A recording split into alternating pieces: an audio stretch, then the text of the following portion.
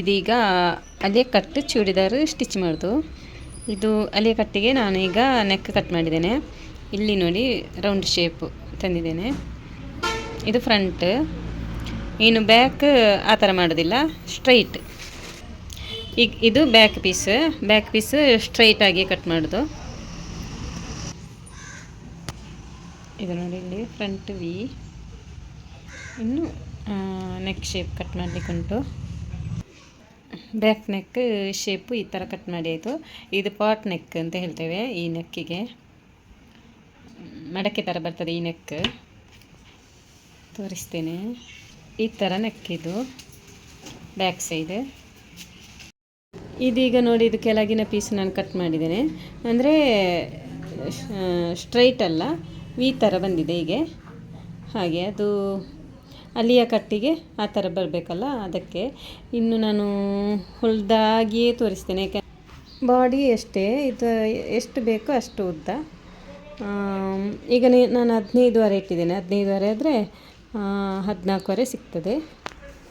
ಹಾಗೆ ಇನ್ನು ಹೊಲ್ದಾದ್ಮೇಲೆ ತೋರಿಸ್ತೇನೆ. ಕೈ ಕೂಡ ಇದಕ್ಕೆ ಡಿಸೈನ್ ಆಗಬೇಕು, ಹಾಗೆ ಸ್ವಲ್ಪ ಅರ್ಜೆಂಟಲ್ಲಿ ಸ್ಟಿಚ್ ಮಾಡ್ತೇನೆ.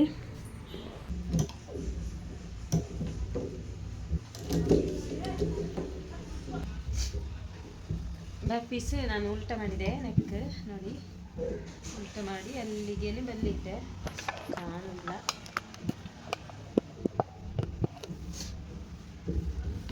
ನೋಡಿ ಬ್ಯಾಕ್ ಪೀಸ್ ನಾನು ಲೈನಿಂಗಲ್ಲಿ ಉಲ್ಟ ಮಾಡಿದೆ. ಉಲ್ಟ ಮಾಡಿ ಇದು ಥ್ರೆಡ್ ಕೂಡ ಇಟ್ಟಿದ್ದೇನೆ. ಇನ್ನು ಬ್ಯಾಕ್ ಪೀಸ್ ನೆರಿಗೆ ಇಟ್ಕೊಂಡು ಬಂದರೆ ಇತ್ತು.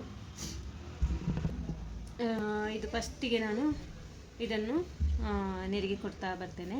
ಚಿಕ್ಕ ಚಿಕ್ಕ ನೆರಿಗೆಯಾಗಿ ಕೊಡಬೇಕು. ಆಮೇಲೆ ಇದರ ಮೇಲೆ ಲೈನಿಂಗ್ ಅಟ್ಯಾಚ್ ಮಾಡ್ತೇನೆ.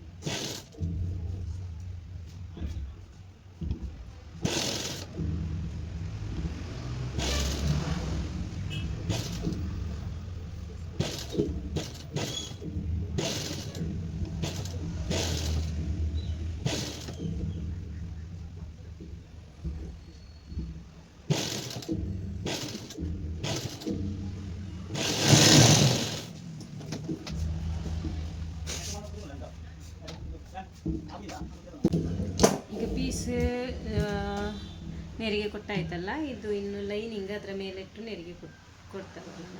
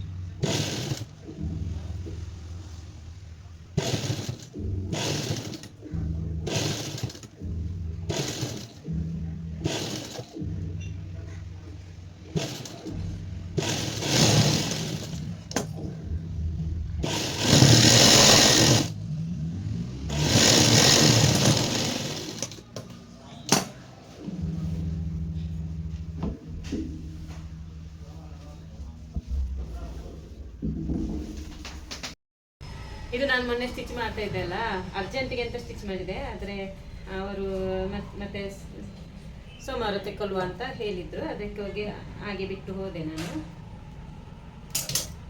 ಇದು ನೋಡಿ ಈ ಥರ ನೋಡಿ, ಬ್ಯಾಕಲ್ಲಿ ಮಾತ್ರ ಫುಲ್ ನೆರಿಗೆ ಇಟ್ಟಿದ್ದೇನೆ ನಾನು.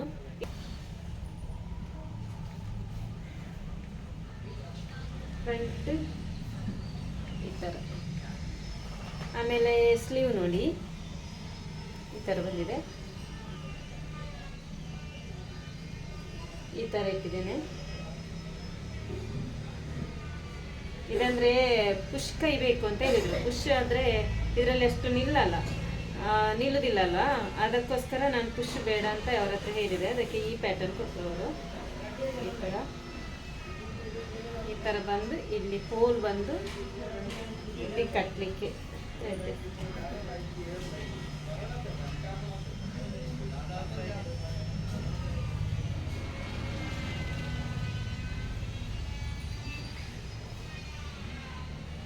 ಈ ಥರ ಬರ್ತದೆ ನೋಡಿ, ಚಂದ ಕಾಣ್ತದೆ, ಒಂದು ಲುಕ್ ಬೇರೆ ಇರ್ತದೆ ಸ್ಲೀವಿಗೆ ಆಗಿ ಬಂದರೆ.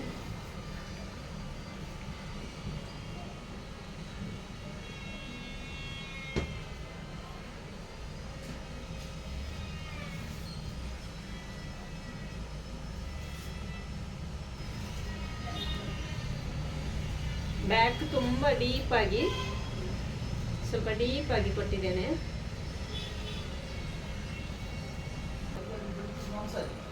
ಈ ಡ್ರೆಸ್ ನಿಮಗೆ ಇಷ್ಟವಾದರೆ ಲೈಕ್ ಮಾಡಿ, ಶೇರ್ ಮಾಡಿ, ಹಾಗೆ ಸಬ್ಸ್ಕ್ರೈಬ್ ಮಾಡಿಕೊಂಡು ನೋಡಿ. ಧನ್ಯವಾದಗಳು. Thank you.